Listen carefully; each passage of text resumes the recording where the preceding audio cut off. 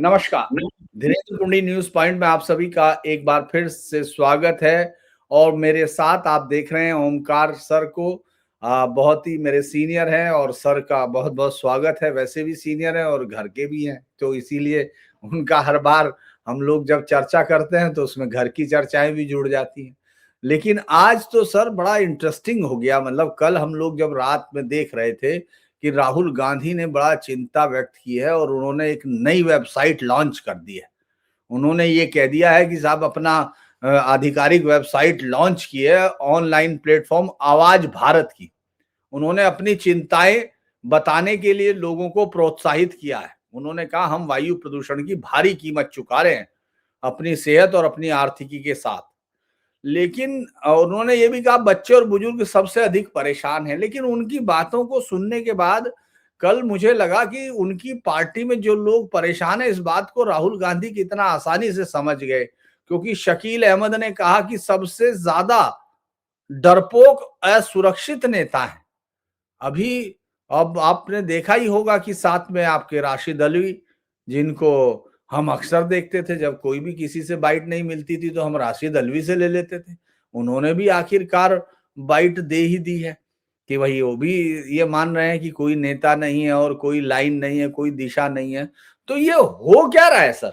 मतलब मुस्लिम लीडर, कांग्रेस मुस्लिमों के लिए जो भी कर सकती है, मुझे लगता है कई बार तो वो मुस्लिम लीग को पीछे छोड़ देती है। इसके बावजूद ये जो मुस्लिम नेता हैं ये कांग्रेस छोड़ रहे हैं, ये समझ में नहीं आ रहा है। एक तो जो ऑनलाइन उन्होंने सुनवाई के लिए पोर्टल शुरू किया है, तो पहले तो उसकी जरूरत क्यों पड़ रही है, इस पर अगर हम लोग गौर करें तो ज्यादा बेहतर होगा। ऑनलाइन वैसे राहुल गांधी तो रहते नहीं है देश में, तो विदेश में भी रहते हैं, तो अकेले ही दिखाई देते हैं, अपने स्टाफ के साथ भी दिखाई नहीं देते। या अपने पीए को ले जाते हो या कोई और उनके साथ जाता हो, जो डे बाय डे की उनके ऑफिस में शिकायतें आती हैं या मिलने की ख्वाहिश वाले पत्र आते हैं, मेल आते हैं, उनको एड्रेस करते हो। तो शायद विदेश में रहते हैं, तो इसलिए उन्होंने सोचा होगा कि ऑनलाइन एक पोर्टल बनवा दो शिकायत के लिए, वहां उस पर लोग अपनी शिकायतें करेंगे, अपने सजेशंस भेजेंगे, और ये चूंकि विदेश में रहते हैं तो वहां भी पढ़ सकते हैं अगर इनके पास फुर्सत हुई तो, क्योंकि देश में तो उपलब्ध है नहीं। और अब तो शकील अहमद के इंटरव्यू के बाद, गुलाम नबी आजाद की उस 7 पेज की चिट्ठी के बाद ये भी जग जाहिर हो गया है कि कांग्रेस के जो सो कॉल्ड दिग्गज नेता हैं, जो कभी सोनिया गांधी के करीबी रह चुके, मनमोहन सिंह की कैबिनेट में रह चुके, जम्मू कश्मीर के मुख्यमंत्री रह चुके, जिन्होंने इंदिरा गांधी के साथ भी काम किया, संजय गांधी, राजीव गांधी के साथ भी काम किया, पीवी नरसिम्हा राव के साथ काम किया, चचा केसरी के साथ काम किया, उनको भी मिलने के लिए इंतजार करना पड़ता है कि राहुल गांधी के दफ्तर में उनकी अर्जी पहुंची हुई है और कब बुलावा आएगा। और कई बार तो 2-2, 3-3 साल बीत जाते हैं, उनके लिए बुलावा नहीं आता है। कपिल सिब्बल जब कांग्रेस से बाहर हुए थे तो उन्होंने कहा था कि पिछले 11 साल से मैं सोनिया गांधी या राहुल गांधी से मिला नहीं हूं। गुलाम नबी आजाद का रोना था, जो 36 साल तक महासचिव रहे कांग्रेस के, जो विभिन्न प्रमुख पदों पर रहे, केंद्र के मंत्री रहे, जम्मू कश्मीर के मुख्यमंत्री रहे, सीडब्ल्यूसी के मेंबर रहे, और इंदिरा गांधी से लेकर के और मनमोहन सिंह की कैबिनेट में रहे, सोनिया गांधी के किचन कैबिनेट के जो है वो मेंबर माने जाते थे। और आपको ध्यान होगा धीरेन्द्र जी, शुरू में जब राहुल गांधी को कहा गया कि आप मीडिया के सामने भी जाना शुरू करिए, मीडिया के सवालों के जवाब देना शुरू करिए, तो उनके इर्द गिर्द एक सर्किल बना करके कुछ नेता खड़े होते थे, उनके कान में फुसफुसाकर उनको गाइड करने के लिए। उनमें गुलाम नबी आजाद हुआ करते थे, ज्योतिरादित्य सिंधिया हुआ करते थे, रणदीप सुरजेवाला हुआ करते थे, और अब ये तीनों कांग्रेस में भी नहीं है, या कांग्रेस में अगर रणदीप बचे हुए हैं तो अब बिल्कुल एकदम किनारे कर दिए गए हैं। क्योंकि उस समय मीडिया में ये बात आती थी कि राहुल गांधी अपने से 4 सेंटेंस भी नहीं बोल पाते हैं, पीछे से उनको सलाह दी जाती है, बताया जाता है कि इस विषय पे क्या बोलना है, तब जाकर के वो कैमरों पे बोलते हैं। तो इनके लिए बड़ी ऑकवर्ड सिचुएशन थी कि अरे, मैं तो शहजादा हूँ, मैं तो सर्वे सर्वा हूँ, मैं तो नेता हूँ इन सब का, और ये मेरे कान में कुछ कह रहे हैं, वो सारी चीजें देश को मीडिया के जरिए पता लग रहा है, तो बड़ा अपमानजनक है। तो धीरे-धीरे ऐसे लोगों को उन्होंने खुड्डे लाइन लगा दिया या ऐसी स्थिति पैदा कर दी कि वो कांग्रेस से बाहर निकल लिए।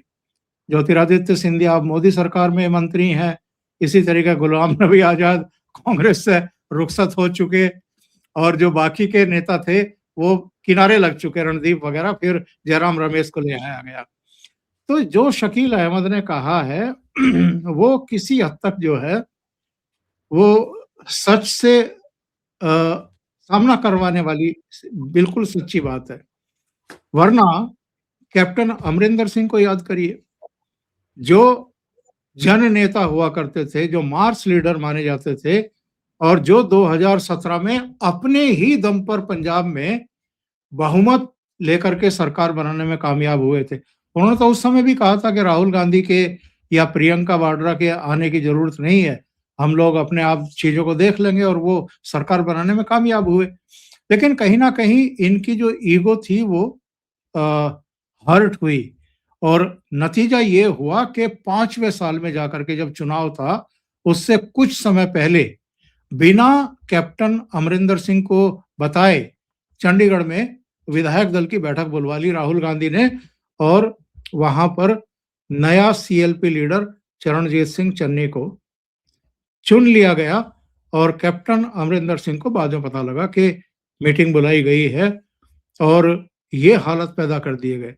तो जो सीनियर नेता हैं उनको किस तरीके से नीचा दिखाया जा रहा है, ये तो इससे पता लगता है। दूसरे, जो राशिद अल्वी का आपने जिक्र किया, या शकील अहमद का जिक्र किया, या मुस्लिम लीडरशिप का जिक्र किया, तो मुझे ऐसा लगता है कि ये जो महाराष्ट्र से रिजल्ट आए हैं नगर निगम के चुनाव में, जो करीब 125 कारपोरेटर असदुद्दीन ओवैसी की एआईएम के चुने गए हैं, और सर्वाधिक कहाँ से चुने गए हैं, जिसको पहले औरंगाबाद कहा जाता था संभाजी नगर, 34 कारपोरेटर वहां से चुन करके आए, मुंबई से भी चुन करके आए 6, इधर ठाणे में भी चुन करके आए, अलग अलग जगहों से 125 से ज्यादा कारपोरेटर चुने गए। ये कोई छोटी मोटी घटना नहीं है।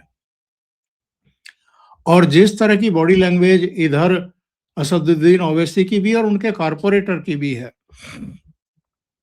इसने एक नया ही समीकरण, एक नया ही संदेश दे दिया है, और लोगों ने अब ये पूछना शुरू कर दिया है, ये कहना भी शुरू कर दिया है कि असदुद्दीन ओवैसी का जो उभार है ये किसकी कीमत पर हुआ है। क्योंकि आमतौर पर अगर हम महाराष्ट्र की बात करें तो शरद पवार और कांग्रेस, इनकी लीडरशिप के पीछे वहां के मुसलमान लामबंद रहते रहे हैं। कोई तीसरी ताकत वहां कभी उभर नहीं पाई। ले दे करके असदुद्दीन ओवैसी संभाजी नगर से 2019 में इनके एक वो जलील थे, इम्तियाज जलील, जो मेंबर ऑफ पार्लियामेंट चुने गए थे। 2019 में 2 ही मेंबर इनके चुन करके आए थे, एक हैदराबाद से असदुद्दीन ओवैसी और दूसरे संभाजी नगर से, औरंगाबाद से। बाकी मुंबई वगैरह में कोई एक आध एमएलए कहीं से जीत गया तो जीत गया, या कारपोरेटर कहीं से बाहर से जीतते ही नहीं थे ये लोग। पहली बार हाँ, इम्तियाज जलील जीता या किसी दूसरे राज्य में इन्होंने। बिल्कुल। लेकिन जिस तरह की ताकत बन करके ये उभरे हैं, उससे एक बात साफ हो गई, और जो मैंने अपने प्रोग्राम में पहले भी कहा, शायद आपके साथ चर्चा में कहा, कि ममता बनर्जी और अखिलेश जैसों की नींदें उड़ी हुई हैं। ममता बनर्जी की तो खैर उतनी नहीं, क्योंकि मुझे लगता है कि जितना काम या जितनी तरजीह, जितना सम्मान आउट ऑफ द वे जाकर के ममता बनर्जी ने पश्चिम बंगाल के मुसलमानों के लिए किया है, बदनामी भी मोल ली है, उनको पिछड़ों की सूची में भी डाल दिया, तो उस पर भी सवाल खड़े हुए थे।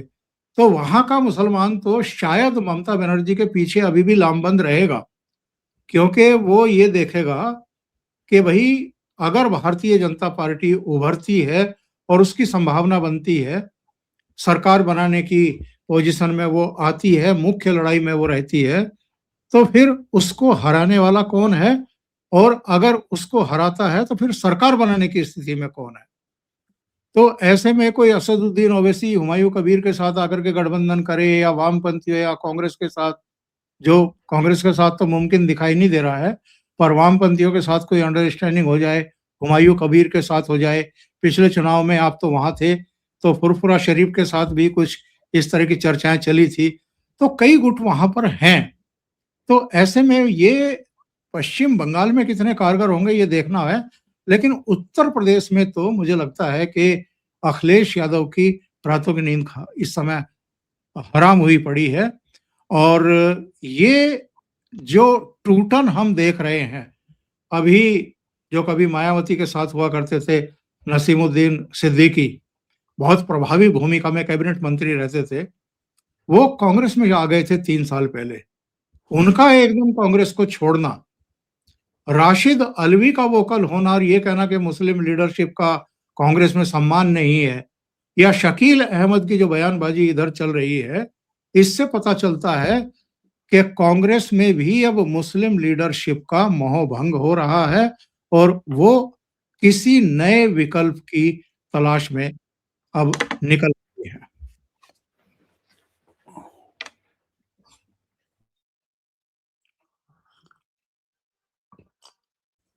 दरअसल एक सवाल बार बार जो खड़ा हो रहा है वो मुझे बड़ा इंटरेस्टिंग सा हो गया कि जैसे फरिश्ता की बीन बजती थी, ओवैसी की बीन बज रही है, और जितने मैले कपड़े हैं वो साफ होने चल देते, ऐसे ही सारे मुस्लिम लीडर वहां जा रहे हैं।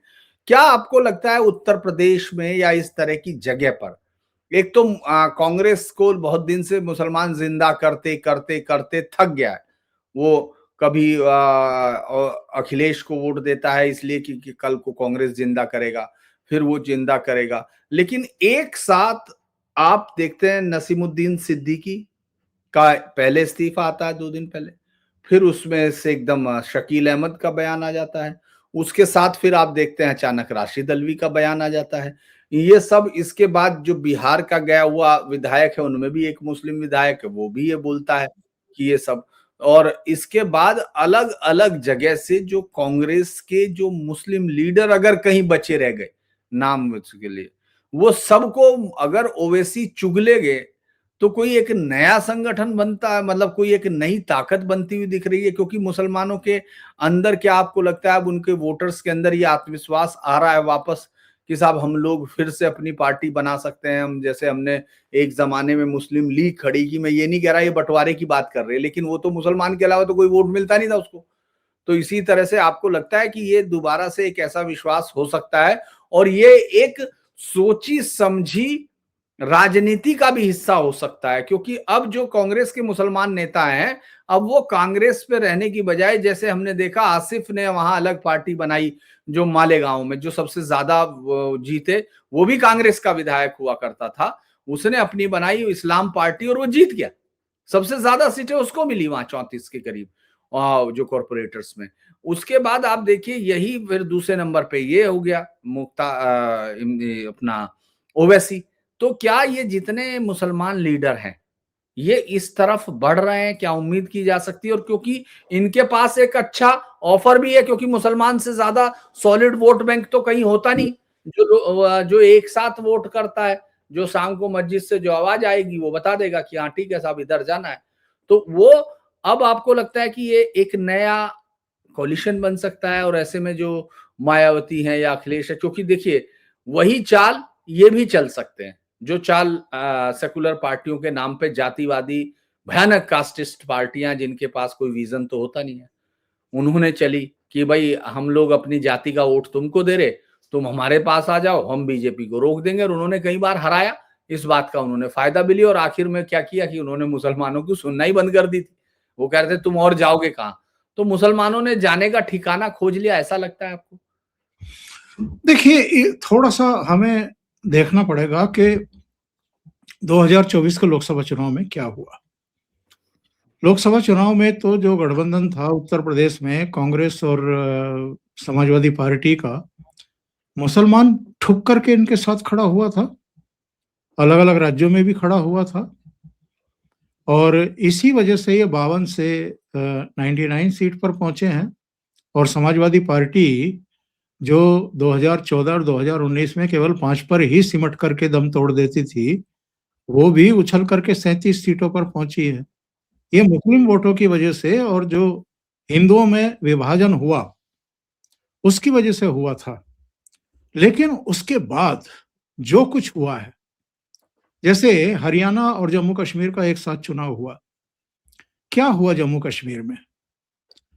केवल 6 सीटें आई कांग्रेस की, और वो भी इनकी केवल मुस्लिम एमएलए जीत करके आए। कांग्रेस का कहीं से भी एक भी हिंदू एमएलए जम्मू कश्मीर में जीत के नहीं आया। हरियाणा में ये 37 सीटों पर अटक करके रह गई। जिस महाराष्ट्र में 48 में से 30 सीटें एमवीए गठबंधन ने जीत ली थी, यानी उद्धव ठाकरे पवार कांग्रेस ने, जब विधानसभा चुनाव हुए तो वहां कितनी बुरी स्थिति हो गई इनकी कि ये 50 सीटें भी तीनों मिलकर के नहीं ला पाए, और 2/3 बहुमत भारतीय जनता पार्टी के नेतृत्व वाले गठबंधन ने ले लिया। दिल्ली में आ जाइए, दिल्ली के मुसलमान आम आदमी पार्टी के साथ होंगे, कांग्रेस के साथ नहीं थे। कोई खाता भी नहीं खुला। छठी बार ऐसा मौका था दिल्ली में जब कांग्रेस का खाता नहीं खुला। देश की राजधानी जहां विधानसभा भी है, वहां इनका खाता नहीं खुला। लोकसभा में भी 2014, 2019, 2024 में कोई नहीं जीता। विधानसभा चुनाव 2013 के बाद आप देख लीजिए, जब जब चुनाव हुए खाता नहीं खुला। फिर बिहार में आप देख लीजिए क्या हालत हुई है इनकी, गठबंधन की, महागठबंधन की। तो ये घटनाएं क्या बताती हैं कि कांग्रेस की लीडरशिप, उससे मोहभंग हो रहा है मुस्लिम मतदाताओं का। उनको लग रहा है कि राहुल गांधी के नेतृत्व में कांग्रेस पार्टी भारतीय जनता पार्टी को रोक नहीं पा रही है। 6 विधानसभा क्षेत्रों में, 6 राज्यों में चुनाव हुए, जिनमें से 4 में भारतीय जनता पार्टी और उनके सहयोगी नीतीश मुख्यमंत्री हुए और उनकी सरकार बन गई। जो 2 दूसरे राज्य, झारखंड और जम्मू कश्मीर, वहां नेशनल कॉन्फ्रेंस की और यहां झारखंड मुक्ति मोर्चा की सरकार बन गई। कांग्रेस की कहां बनी? कांग्रेस आश्वस्त करने में नाकाम रही मुस्लिम समुदाय को कि वो भारतीय जनता पार्टी को रोकने की स्थिति में है। तो सवाल ये है कि कौन रोकने की स्थिति में है? क्या अखिलेश यादव रोक सकते हैं भारतीय जनता पार्टी को? ये एक बड़ा सवाल है। और अगर रोक पाते तो 2017 में इनकी 47 सीटें क्यों रह गई, या 2022 में भी इनकी केवल 111 सीटें क्यों आई समाजवादी पार्टी की अकेले? इनके सहयोगी दलों की मिलकर के 125 तक पहुंची थी। अब ले दे करके उम्मीद किससे बचती है उनकी? एक उभार जो अभी महाराष्ट्र में असदुद्दीन ओवैसी का हुआ है। अच्छा, ओवैसी के पास वो सारी जादूगरी है जो मुस्लिम वोटों को भी लामबंद कर सकते हैं, और वो दूसरे समुदायों में भी कह सकते हैं कि सेंध लगाने की कुवत रखते हैं। जैसे पहलगाम में जब जेनोसाइड हुआ हिंदुओं का, तो कांग्रेस की तरह या दूसरे दलों की तरह जो लीडरशिप हिचक रही थी निंदा करने में, वो ताल ठोक करके पाकिस्तान की और आतंकवादियों की मजम्मत कर रहे थे, निंदा कर रहे थे, खुल करके कर रहे थे। और जब 7 प्रतिनिधि मंडल 32 देशों में भेजे गए भारत की तरफ से ऑपरेशन सिंदूर के बाद, तो भी वो भारत का पक्ष बहुत मजबूती से रखते हुए देखे गए। और उस समय का जो उनका कुल मिलाकर के चारित्रिक बदलाव था, वो चर्चा का विषय बन गया था कि ये क्या वही असदुद्दीन ओवैसी है जो फिरका पराना बातें करते हैं, सांप्रदायिक बातें करते हैं, और जो मुठ्ठियां भींच करके कागज दिखा करके कहते थे कि जब मोदी हिमालय चला जाएगा और योगी जो है गोरक्षपीठ अपने मंदिर में चला जाएगा तो तुम्हें कौन बचाने आएगा? क्या ये वही असदुद्दीन ओवैसी है? तो मैं ये मानने को तैयार नहीं कि जितने कारपोरेटर इनके महाराष्ट्र में जीते हैं वो सिर्फ मुस्लिम वोटों की वजह से जीते हैं, और ये एक खतरनाक स्थिति है भारतीय जनता पार्टी के लिए, हो या ना हो। लेकिन कांग्रेस के लिए और अखिलेश जैसों के लिए और ममता बनर्जी के लिए भी ये सिचुएशन एक अलार्मिंग सिचुएशन जिसको कहते हैं वो है। लेकिन क्या हमको ये मतलब मैं इस बात पे सोच रहा हूं कि क्या ये एक नया वो हो सकता है? क्या आपको लगता है कि ये जो लोग हैं जैसे ओवैसी के साथ नसीमुद्दीन मिल सकते हैं, राशिद अल्वी मिल सकते हैं, और इस पार्टी में क्या जैसे चंद्रशेखर आजाद ने एकदम नई कामयाबी की बात करें तो चंद्रशेखर आजाद ने तो वो एक्सपेरिमेंट सफल करके दिखाया है नगीना में।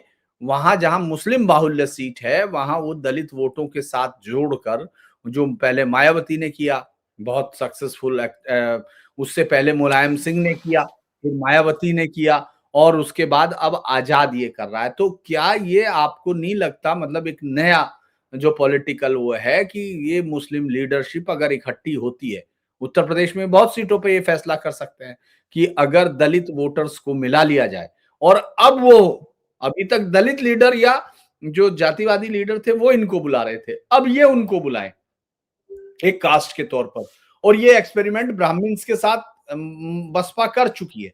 तो ये क्या मतलब आपको, मैं इस राजनीति के नए डायमेंशंस की तरफ सोच रहा हूं कि ये आज नहीं हो सकता है, एक आध चुनाव लगे, ऐसा नहीं, लेकिन ये हो सकता है या नहीं, ये आपको लगता है? और इसका कोई खतरा भी होगा? अभी एक घटना स्वर्ण मंदिर में हुई है। एक वीडियो वायरल हो रहा है, कोई बुजुर्ग हिंदू महिला है जिसने मंदिर परिसर में बैठ करके कोई सुट्टा लगा लिया एक बीड़ी सुलगा करके, और कोई आकर के उसको थप्पड़ बजा रहा है। एक और वीडियो वायरल हुआ वहां का, कोई मुस्लिम है जो वजू करके वहां पर अपने हाथ वाथ धो करके ताल ताल में और कुल्ला करता हुआ दिखाई दे रहा है। उसको तो कोई थप्पड़ मारता हुआ दिखाई नहीं दे रहा। ये क्या है? क्या ये भूल गए कि जो बच्चे थे इनके गुरु के, उनके उनकी किस तरीके से हत्या की गई थी, किसके द्वारा की गई थी? या जो सिख गुरुओं के बलिदान हुए हैं वो किसके द्वारा क्रूरता दिखाई गई थी? दीवारों में किसको चिनवा दिया गया था? भूल गए ये सब लोग। ये एक्चुअल में जिस तरीके से ये पन्नू सन्नू आईएसआई के कहना चाहिए कि पूरे उसमें चक्रव्यूह में फंसे हुए हैं, और जिस तरीके से फाइनेंस किया जा रहा है पाकिस्तान की आईएसआई और जो इस्टेब्लिशमेंट है जिसको मिलिट्री बोलते हैं उसके द्वारा, और जो साजिशें भारत के खिलाफ की जा रही हैं, उनमें अगर वो बदल सकते हैं, वो भूल सकते हैं गुरुओं के बलिदान को, उनके बच्चों के बलिदान को, उस क्रूरता बर्बरता को, तो फिर यहाँ पर मीम भीम जो ये एक इक्वेशन बनाने की कोशिश हो रही है, ये भी हो सकता है। मैं तो मेरठ का रहने वाला हूँ और मैंने मेरठ के दंगे देखे हैं। मैंने ये भी देखा है कि वहाँ पर मुसलमानों और ख़ास तौर से जो सफाई कर्मचारी वाल्मीकि समुदाय था, उनके बीच में किस तरह आमने-सामने की लड़ाई हुआ करती थी। केवल पत्थरबाजी और दूसरी नहीं, बल्कि मुकाबला लेते थे ये लोग। लेकिन आज क्या रंग दिया जा रहा है राजनीतिक कारणों से और राजनीतिक फ़ायदे उठाने के लिए। जिस नगीना की सीट का आपने ज़िक्र किया चंद्रशेखर आज़ाद का, तो वो भी तो इसी समीकरण से जीते हैं। उन्होंने दलितों और मुसलमानों के वोट लिए और वो जीतने में कामयाब हो गए। तो ये खतरा एक्चुअल में भारतीय जनता पार्टी के लिए कम है। भारतीय जनता पार्टी का भी वोटर है दलित, और जो मायावती के साथ उनकी अपनी जाति के लोग जुड़े हुए हैं वो अभी भी उनके साथ जुड़े हुए हैं।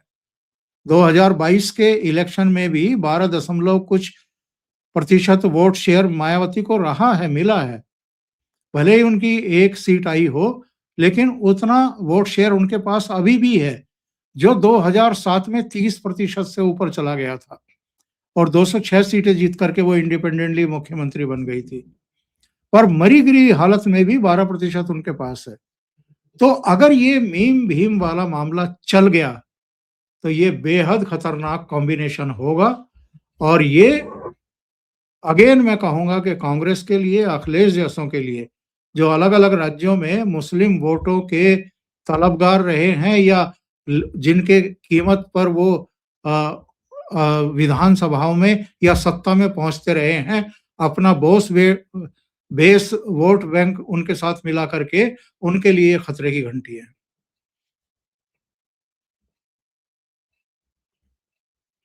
अगर हम ये मान लें कि ये सब हो रहा है तो फिर राहुल गांधी की राजनीति, कांग्रेस की राजनीति का डब्बा बंद हो जाएगा। राहुल गांधी जो अभी भी हमला बोल रहे हैं, एसआईआर, उनको अभी भी लग रहा है ये सब हो रहा है, क्योंकि जिन राज्यों में उनको जाने की कोशिश है, केरल में आईयूएमएल पहले से ही ताकत में है, अगर वहां पहुंच जाते हैं ओवैसी तो कहानी खत्म होती है। मतलब अभी नहीं हो सकती, ऐसा नहीं है, लेकिन मुझे लगता है कि वो उनसे ज्यादा करीबी हैं। भाई मलयालम में भी अगर आप इस्लामिक उसको देखते हैं हम लोग अलग अलग जगह पर, जैसे महाराष्ट्र का वो वायरल वीडियो देखा जिसमें वो मराठे जो उसको जो हिंदी वालों को थप्पड़ मारते हैं बेचारे, उन जो लोग वहां मजदूरी करने जाते हैं, राज ठाकरे के गुंडे या उस जैसे गुंडे, खुद वही, अगर वो उनको मारते हैं लेकिन वो किसी मुस्लिम को नहीं मार पाते, वो तो वहां उनको ठीक कर देता है, ठोक देता है अच्छे से, वो वहां बोलते हैं। तो फिर उसी तरह से ओवैसी बड़े आराम से बोलता है, वहीं कन्नड़ में भी बोलता है, वहां नहीं करते वो सब चीजें। ये जो एक सेग्रीगेशन है, वो आपको लगता है कि ये राहुल गांधी की फिर इस तरह से तो कांग्रेस ही खत्म हो जाएगी, क्योंकि वो तो अभी कई फैसले मुझे लगता है मुस्लिम लीग से भी आगे निकल के तुष्टीकरण करने की कोशिश अभी केरल में। को लेकर अभी केरल को लेकर के एक बैठक हुई थी जिसमें आगे की रणनीति तय की जा रही थी और उसमें जो हायरार्की एक तय हुई थी कि कौन कौन बोलेंगे, तो उसमें राहुल गांधी से पहले शशि थरूर के बोलने की बात तय हुई थी, लेकिन कुछ और लोग बोलने लगे तो शशि थरूर मीटिंग से निकल आए, उस मीटिंग में शामिल नहीं हुए। तो और उसके बाद वो प्रधानमंत्री का भी एक कार्यक्रम था तो वहां चले गए। तो संदीप दीक्षित से पूछा मीडिया के किसी आदमी ने कि केरल के लिए को लेकर के मीटिंग और शशि थरूर ही नाराज होकर के चले गए, तो संदीप दीक्षित ने कहा कि शशि थरूर के चले जाने से कांग्रेस की सेहत पर कोई फर्क नहीं पड़ता। तो जहां जिस पार्टी की लीडरशिप में ये स्थिति आ गई हो, इतने डिनायल मूड में आ गए हों और किसी के जाने से कोई फर्क ही ना पड़ रहा हो जिस पार्टी पर, तो वहां तो आप इस घटना का जिक्र मैंने केवल इसलिए किया है ताकि मैं जो मैं कह रहा हूं उसका बेस बना सकूं। ममता बनर्जी किस पार्टी में हुआ करती थी पहले? कांग्रेस में हुआ करती थी। शरद पवार किस पार्टी में हुआ करते थे? कांग्रेस में हुआ करते थे। केसीआर कहां से निकले थे? वो भी मूलभूत तो कांग्रेस में ही थे। जगन मोहन रेड्डी कहां से निकले हैं? अलग अलग राज्यों में जो कांग्रेस से निकले, बंसीलाल, भजनलाल, अलग अलग लोग, यहां तक के चौधरी चरण सिंह, चौधरी देवीलाल, तो ये सब कांग्रेस से निकले हुए और अपनी अपनी पॉलिटिकल पार्टी बना करके ये अलग अलग राज्यों में ना केवल इन्होंने लीडरशिप इवॉल्व की है बल्कि मुख्यमंत्री भी बने हैं। जितने कांग्रेस के सांसद थे 2019 में 52, जो कांग्रेस से निकली थी लीडरशिप, ममता बनर्जी से लेकर के शरद पवार, केसीआर और तमाम जगन मोहन रेड्डी, ये सब इनकी सीटें मिला लें लोकसभा की, तो जो मूल कांग्रेस की 52 सीटें थी उनसे ज्यादा इस लीडरशिप की जो कभी कांग्रेस में हुआ करती थी, इनके सांसद थे। आप अंदाजा लगाइए कि ये जो अप्रोच है संदीप दीक्षित वाली के शशि थरूर के जाने से कोई फर्क नहीं पड़ता, तो कितना फर्क पड़ता है आप इससे अंदाजा लगाइए। और अगर इतना फर्क पड़ रहा है कि ममता बनर्जी तीसरी बार की मुख्यमंत्री है, केसीआर मुख्यमंत्री हुए, जगन मोहन रेड्डी मुख्यमंत्री हुए, शरद पवार की मदद आपको लेनी पड़ी महाराष्ट्र में, पृथ्वीराज चौहान, अशोक चौहान और विलासराव देशमुख को मुख्यमंत्री बनाने के लिए। तो फर्क तो पड़ता है साहब। और जहां-जहां कांग्रेस कमजोर होती गई है, वहां-वहां दूसरे दल उसको रिप्लेस करते रहे हैं। चाहे ममता बनर्जी हो, चाहे केसीआर हो, जगनमोहन रेड्डी हो या शरद पवार की पार्टी हो, या 2012 में जिसने पार्टी बनाई अन्ना आंदोलन के बाद, अरविंद केजरीवाल हो। दिल्ली में किसने रिप्लेस किया इनको? अरविंद केजरीवाल ने। पंजाब में किसने रिप्लेस किया कांग्रेस पार्टी को? अरविंद केजरीवाल की पार्टी ने। तो ये जो कह देते हैं ना कंधे उचका करके कि किसी के जाने से कोई फर्क नहीं पड़ता, आज कांग्रेस किस हालत में पहुंच गई है इसका इनको या तो अंदाजा नहीं है, या अंदाजा है तो जानबूझ करके मक्कारी भरे बयान देते हैं। एक एक करके जितनी लीडरशिप गई है, और ये छोटी मोटी और कोई एवं ही लीडरशिप नहीं थी।